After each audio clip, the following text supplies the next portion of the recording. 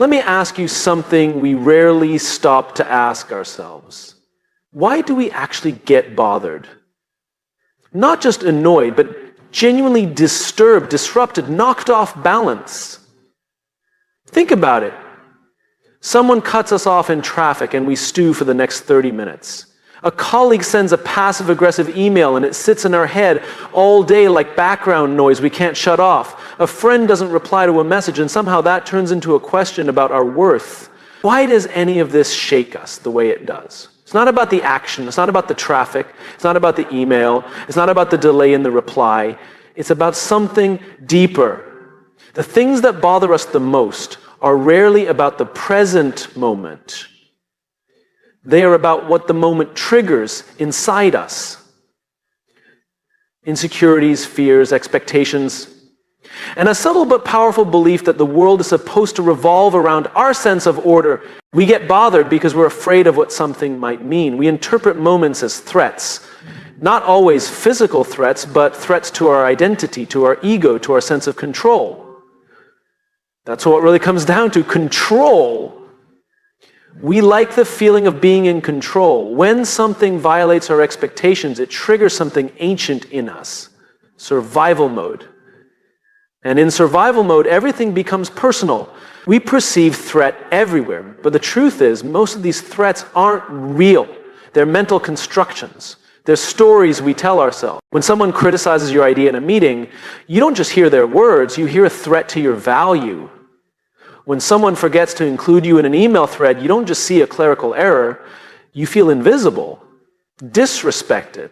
And when someone rolls their eyes at your opinion, you don't just see immaturity, you feel rejection. The brain is brilliant at finding patterns, but it's also really good at misreading signals when emotions are involved. But here's where it gets even more fascinating. We often get bothered by things that hit a nerve we haven't dealt with. That's why two people can go through the exact same situation and one walks away unshaken while the other carries it for days. It's not about what happened, it's about what we brought into that moment. If we're carrying unresolved frustration, if we're walking around needing validation, if we're secretly afraid that we're not enough, it doesn't take much to knock us down. And it's not because we're weak, it's because we haven't done the work to understand why we get triggered in the first place. You see, getting unbothered is not about being emotionless. It's not about turning cold or detached. It's about emotional intelligence. It's about self-leadership. It's about becoming curious instead of reactive. Instead of asking, how dare they do that to me? We start asking, why did that hit me so hard? That one question, why did that bother me? Can change everything. When we stop to ask why, we give ourselves the gift of perspective. We begin to separate what actually happened from what we felt happen. There's a gap there. And in that gap is where we can grow. In that gap is where we can start choosing how to show up instead of letting our emotions run the show. Let's be honest, none of us are perfect at this. We've all reacted in ways we regret. We've all replayed conversations in our heads wishing we'd said less or more or nothing at all. But training ourselves to get unbothered doesn't mean we never feel things. It means we learn to feel without falling apart. We learn to acknowledge the emotion without becoming the emotion. This kind of inner work requires honesty. It asks us to look inward. And that can be uncomfortable.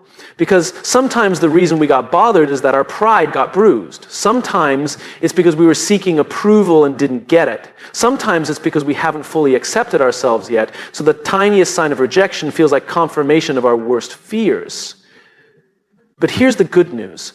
Once we know why we get bothered, we can begin to change the story. We can shift from being reactive to being reflective. We can start catching ourselves in those moments, not with judgment, but with awareness. And that awareness is powerful because it gives us the ability to interrupt the cycle. Instead of spiraling into anger, anxiety, or blame, we pause, we breathe. We choose. There's a quiet strength in the person who doesn't flinch when provoked, not because they're suppressing their emotions, but because they've done the inner work to understand them. There's wisdom in the leader who doesn't take everything personally. There's calm in the individual who understands that not every battle needs to be fought, and that sometimes peace is more powerful than proving a point. This doesn't mean we tolerate disrespect.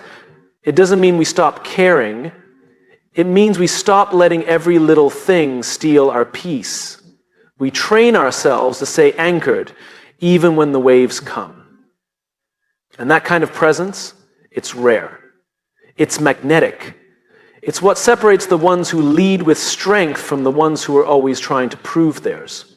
So when we talk about training ourselves to get unbothered, we're not just talking about a mindset shift. We're talking about a character shift. We're not talking about avoiding emotions. We're talking about mastering them. Because the truth is, the most powerful people in the room are not the loudest. They are the most grounded. They are the ones who understand why they feel what they feel and who choose not to be ruled by it. The question isn't whether life will test you. It will. The question is whether you'll allow every test to dictate who you become. And that starts by asking the deeper question, not just what happened, but why it shook you. Because once you know the why, you can start rewriting the how. That's the first step in training yourself to get unbothered. It's not the loudest step, but it's the one that changes everything. There's a moment just before we react where we make a decision, whether we realize it or not. Someone says something we don't like, a post online rubs us the wrong way, a look, a tone, a delay in response. It doesn't take much. And in that brief moment, we have a choice to respond with intention or to react with emotion. Most of us don't even realize we're making a choice at all. We just react, and then we move on, unaware that something deeper just happened. Every reaction has a cost. Every time we respond with frustration, with anger, with sarcasm, with defensiveness, every time we let someone else's energy dictate our own, we're paying a price. It might not feel like much in the moment, but over time, those moments stack up. And what they cost us is bigger than we think. We lose clarity, we lose peace, we lose time. But more than anything, we lose influence. Because no one is inspired by someone who's always on edge. No one is drawn to someone who flinches at every comment, who needs to win every argument, who takes everything personally. Reactivity doesn't just drain us, it weakens our leadership. We live in a world that's constantly poking us. Notifications, opinions, criticism, comparison. It's all there, all the time. And the pressure to respond, to speak up, to clap back, to defend ourselves, it's almost relentless. But just because the world is loud doesn't mean we have to be. Just because someone provokes us doesn't mean we have to give them a piece of our peace. Think about the last time you overreacted to something small. Maybe it was a misunderstanding with a colleague. Maybe it was something your partner said in passing. Maybe it was a text that didn't come fast enough. Whatever it was, your heart started racing, your thoughts spiraled. Maybe you raised your voice, sent a message you regret, or shut down completely. And then later, minutes, hours, maybe even days, you looked back and thought, why did I let that get to me? That's the cost I'm talking about, not just emotional, strategic, human, relational. Reactivity creates chaos. It makes us unpredictable. People start to walk on eggshells around us. They withhold feedback because they're afraid of our response. They avoid difficult conversations. And without realizing it, we build a reputation, not as someone who's strong, but as someone who's fragile. That's not who we want to be. We think reactivity makes us powerful, that it shows we're passionate, that we care. But it doesn't. What it actually reveals is a lack of discipline, a lack of control. Because anyone can react. That's easy. The real strength is in the pause, in the breath, in the ability to say, I'm not going to let this pull me out of alignment. We're not robots. We're not aiming for emotional suppression. What we're aiming for is emotional regulation. And the difference matters. Suppression is avoidance. Regulation is awareness. It's knowing what you feel and still choosing your behavior. It's having the self-awareness to say, I'm feeling angry, without letting that anger become the driver of your decisions. There's something incredibly powerful about someone who stays calm under pressure.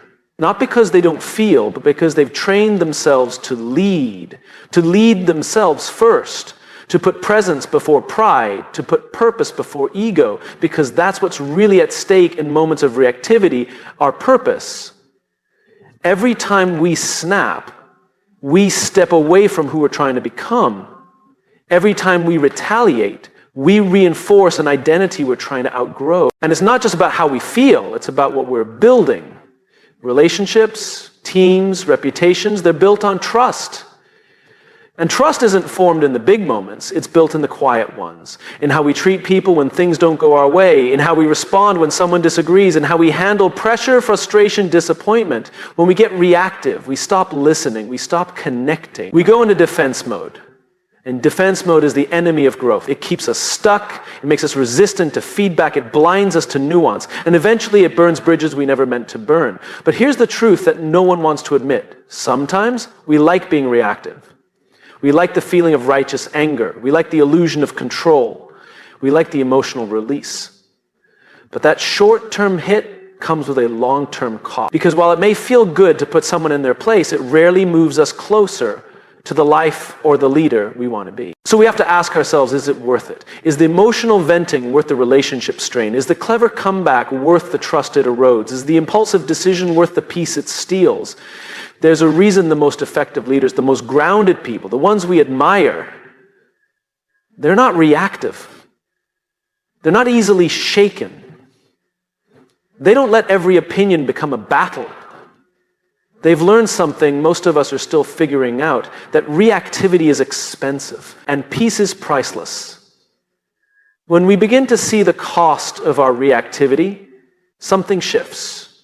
We start to value stillness. We start to appreciate restraint. We begin to realize that strength isn't in the reaction, it's in the response.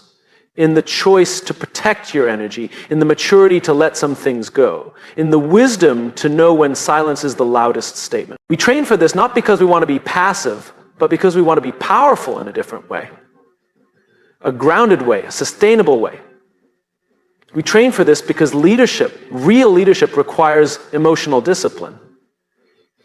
And emotional discipline begins with understanding that your peace is your responsibility. No one can steal your peace unless you hand it to them. No moment can shake you unless you let it. And no comment, no email, no look, no mistake, none of it has the power to define you unless you react. So the next time you feel that surge of emotion, that spike of defensiveness, that itch to respond, pause just for a second and ask yourself, is this reaction worth the cost?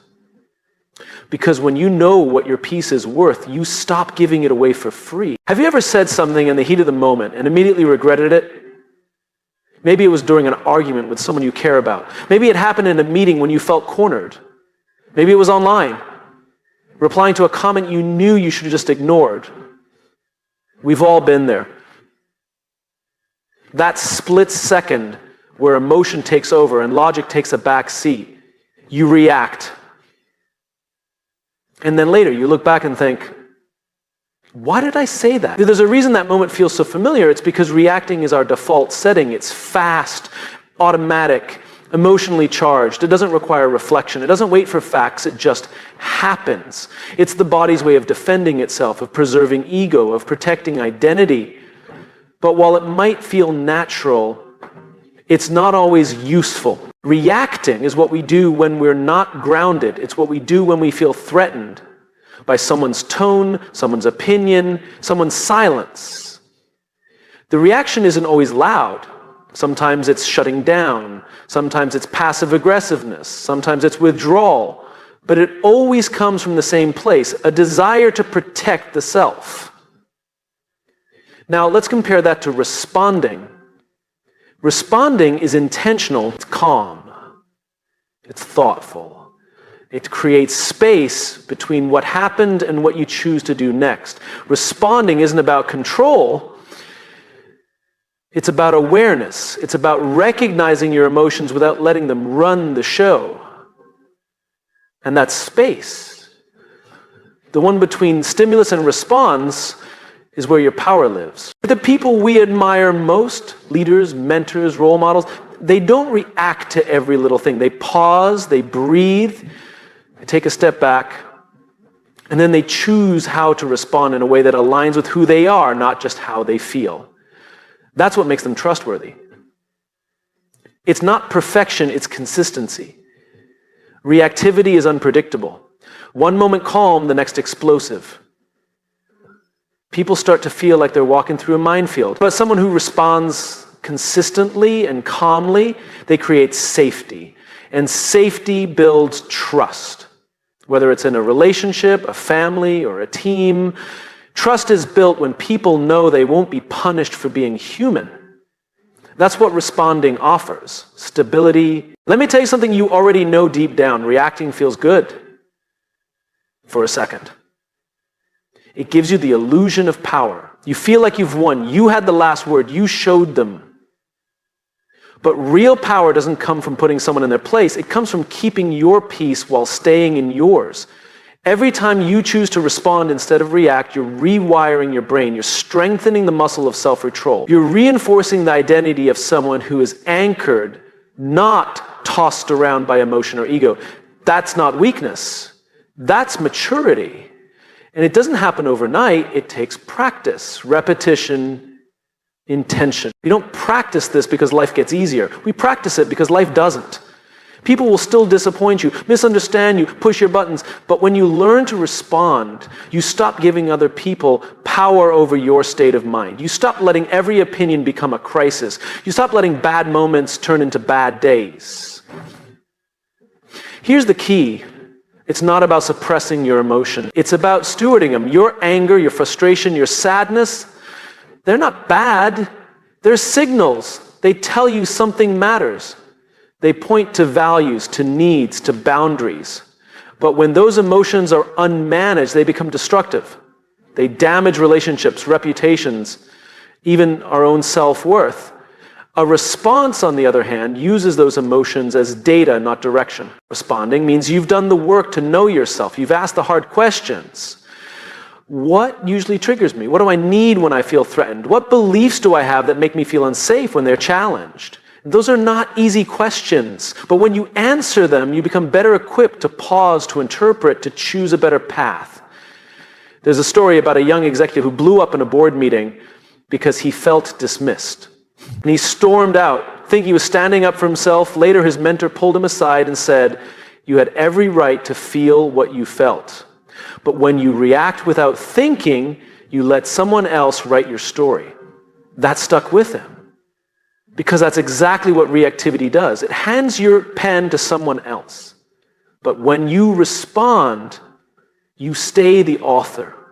You stay grounded in your purpose, not your pride, and that matters more than we realize. Pride wants to win the moment. Purpose wants to win the long game. This is especially important for people in leadership. Whether you lead a company, a classroom, a family, or just yourself. If the people around you don't know which version of you they're going to get today, they will hesitate to be honest with you. They will censor themselves. And when people stop being honest with you, you stop growing. Responding then isn't just emotional discipline, it's a leadership strategy. People will test you, not because they want to destroy you, but because they're human. They're reacting too. So when you respond, instead of mirror their behavior, you interrupt the pattern, you change the energy of the room. And that ripple effect, calm in the face of chaos, clarity in the face of confusion, that's what leadership looks like. So the next time something triggers you, try this. Don't respond right away. Buy yourself time, count to 5. Breathe. Ask yourself, what's actually happening here? What would the best version of me do right now? That pause might feel small, but it's the doorway to a different future. One where you don't have to apologize for how you handled things. One where you act in alignment with who you are. Reacting is easy. Anyone can do it. Responding is the work of someone who is training themselves to rise above the noise. Someone who isn't here to win arguments, but to build trust. Someone who values peace over ego. That's not passive. That's powerful. And the most powerful people you know, the ones who move rooms without raising their voice, who command respect without demanding it, they're the ones who've mastered the art of the pause. They don't let everything get to them. They listen more than they speak. And when they do speak, you listen. Because it's clear they've thought about it. So yes, you could react, you could fire back, you could storm out. But every time you respond instead, you're building something stronger. Your character, your reputation, your relationships. And that is worth far more than winning a moment you'll forget tomorrow. Respond, don't react. Your future self will thank you. There's a quiet kind of peace that comes when we finally understand what's ours to carry and what isn't. That moment when you realize not every burden is yours, not every opinion is your business, not every problem is your responsibility to fix. It's the moment when you finally let go of what you can't control and decide to pour your energy into what you can. Most of us live with the illusion that control equals security. That if we can just plan better, work harder, anticipate faster, say the right thing, show up the right way, then everything will go the way we want it to. But life doesn't play by those rules. Life is unpredictable. People are unpredictable. And control, more often than not, is just an illusion we use to cope with our fear of uncertainty. The truth is, we don't control how people see us. We don't control how they speak to us. We don't control how they react to what we do. We don't control the market or the traffic or the weather or the timing of opportunities. And yet we pour so much of our energy into those things. We obsess, we overthink, we try to manipulate outcomes. And all it does is leave us exhausted, anxious, and often disappointed. Because control is not the same as influence. Control is about force. Influence is about presence. One is rigid, the other is fluid. One demands, the other invites. And when you shift your mindset from needing control to learning to influence, first yourself, then others, you begin to live with a different kind of freedom. Detachment isn't about not caring, it's about caring wisely. It's about recognizing that your energy is finite, your attention is valuable, and your peace is worth protecting. Detachment says, I can still show up fully without clinging to the outcome. I can still do my best without measuring my worth by how others receive it. I can still care deeply without caring what isn't mine. It's one of the hardest things to learn because it runs against our instinct. We want to hold on. We want to fix things. We want to control the narrative. But that grip, tight, anxious, rigid, it doesn't bring us peace. It robs us of it. It makes us reactive, frustrated, tense. It pulls us into battles we don't need to fight. And worse, it distracts us from the battles that do need our full attention, like the ones inside ourselves. Think about how much time we lose trying to get people to understand us, trying to prove a point, trying to get someone to change, and then think about how little control we actually have over those things. No matter how clearly you speak, people will still misunderstand you. No matter how hard you work, some things won't happen on your timeline. No matter how good your intentions, someone will still criticize you. So what if you stopped spending energy trying to manage what's out there and started focusing on managing what's in here? Your attitude, your effort, your tone, your integrity, your resilience. These are the things you can control. And when you consistently take responsibility for those, the rest becomes noise. You stop needing people to validate you because you've already decided you're enough. You stop needing circumstances to be perfect because you've trained yourself to show up anyway. You stop being tossed around by every external force because your internal compass is finally steady. Letting go of control doesn't mean letting go of standards. It means letting go of the outcome. It means being excellent without being obsessed. It means preparing but not panicking. It means being committed but not consumed. It means trusting the process even when you don't get to see the full picture. There's an old saying, you can't control the wind, but you can adjust your sails.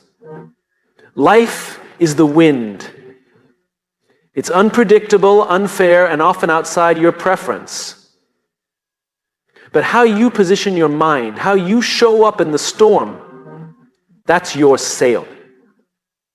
That's the part that's yours. One of the most powerful things you can do is simply ask yourself in any moment of stress or chaos, is this mine to control? If the answer is no, then your job isn't to fix it, it's to face it with grace. Maybe that's patience, maybe that's boundaries, maybe that's silence. Maybe that's walking away.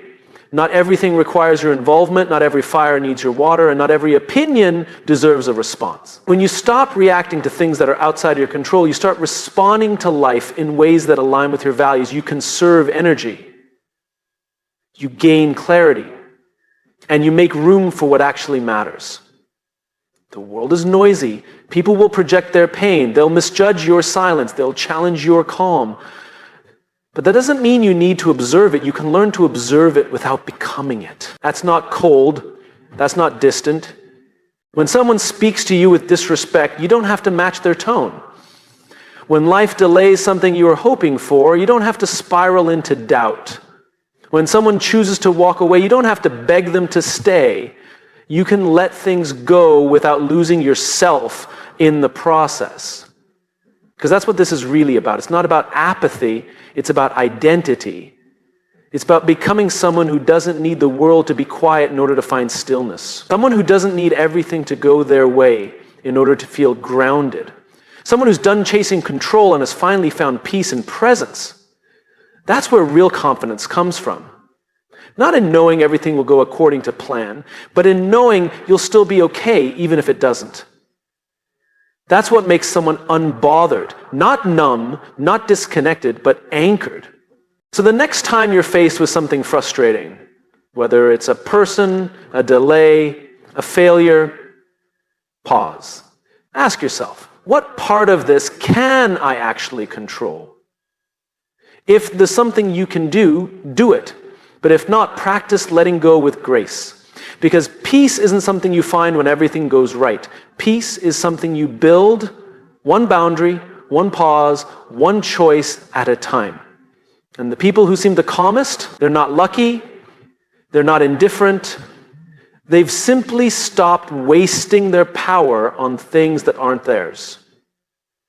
They've trained themselves to release what they can't control and focus instead on how they show up with integrity, with presence, and with peace.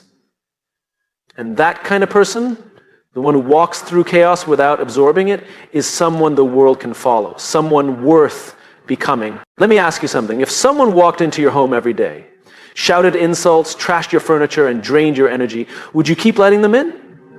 Of course not. You'd change the locks, you'd set boundaries, you'd protect your space.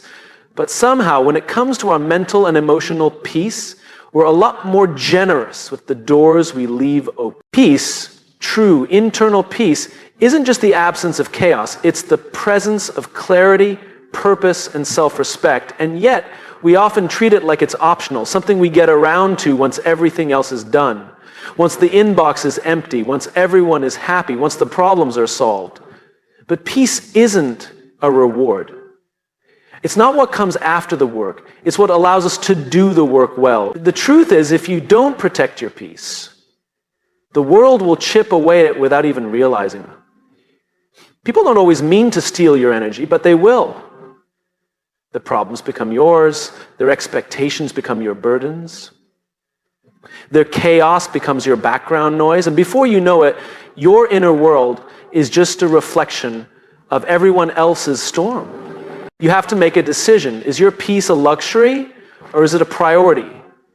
Making peace a priority doesn't mean isolating yourself. It doesn't mean ignoring problems. It means learning to discern what deserves your attention and what doesn't.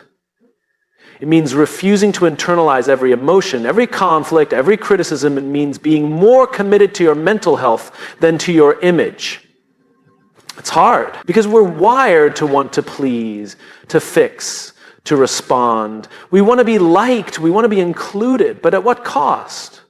If being liked means betraying your boundaries, if being included means ignoring your values, then the cost is too high. Protecting your peace starts with knowing what disrupts it.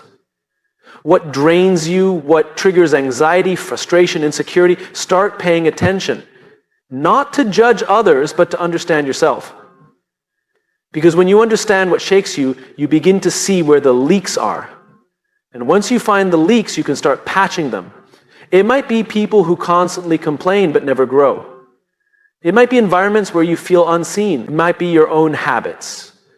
Saying yes when you mean no, overcommitting, staying silent when something matters.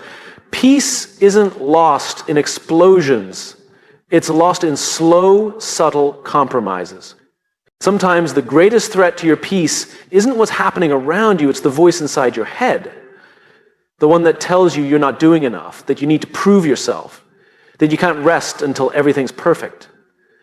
That voice can be relentless, but it's not the truth. It's a habit. a habit of performance, a habit of self-criticism, a habit of equating busyness with value. So protecting your peace means rewriting the script. It means reminding yourself you are allowed to rest. You are allowed to set limits. You are allowed to walk away from things that exhaust your soul. That's not weakness. That's wisdom. And this doesn't mean living in denial. Life will challenge you. People will test you. You will face grief, loss, failure. Peace doesn't protect you from those things. It prepares you for them. Because when your inner world is grounded, you stop falling apart every time the outer world shakes. Let's be clear. Peace is not passivity. It's not about avoiding conflict or pretending everything's fine. Peace is strength under control. It's the discipline to choose your response. It's the confidence to say, this doesn't deserve my energy today. It's the courage to put your well-being ahead of your ego. When you start protecting your peace, not everyone will understand. Some people will feel rejected. Some will call you selfish. Some will accuse you of changing. And that's okay. Because you are changing. You're becoming someone who chooses intention over obligation, who chooses boundaries over burnout, who chooses presence over performance. That kind of change is uncomfortable, but it's necessary. Because the alternative is a life lived on everyone else's terms, a life where your joy depends on external approval, a life where your worth is dictated by productivity. That kind of life might look successful on the outside, but inside it's exhausting. You get one mind, one body, one nervous system. And everything you say yes to is a vote for what gets access to that. To ask yourself, does this conversation protect my peace? Does this relationship protect my peace? Does this schedule protect my peace? If the answer is no, it doesn't mean you're a bad person. It just means it's time to reevaluate. There's no trophy for being the most overwhelmed. No medal for running yourself into the ground. No award for saying yes to everything. What there is a quiet strength that comes from knowing your limits, from knowing what nourishes you, from building a life where peace is the foundation, not the reward. And once you begin to live from that place, once you realize that your energy is a resource, not a faucet to be left running, you stop trying to pour from an empty cup. You stop apologizing for needing space. You stop measuring your value by your output. And you start showing up with more presence, more clarity, more love. Because that's the irony. When you protect your peace, you actually give the world more of the best parts of you. You become less reactive, more generous, more patient, more creative. You don't serve others by being depleted. You serve them by being whole. So from this day forward, treat your peace like it's sacred. Guard it, prioritize it, schedule it if you have to. Be fierce about what you let in and what you release. Because your peace is not just a nice to have. It's the foundation for everything else that matters. Your relationships, your decisions, your purpose, your legacy. Don't wait for permission. Don't wait for a breakdown. Don't wait for things to quiet down. Create the quiet, build it, defend it, and let it become the standard you refuse to lower. That's not just how you stay unbothered. That's how you stay free.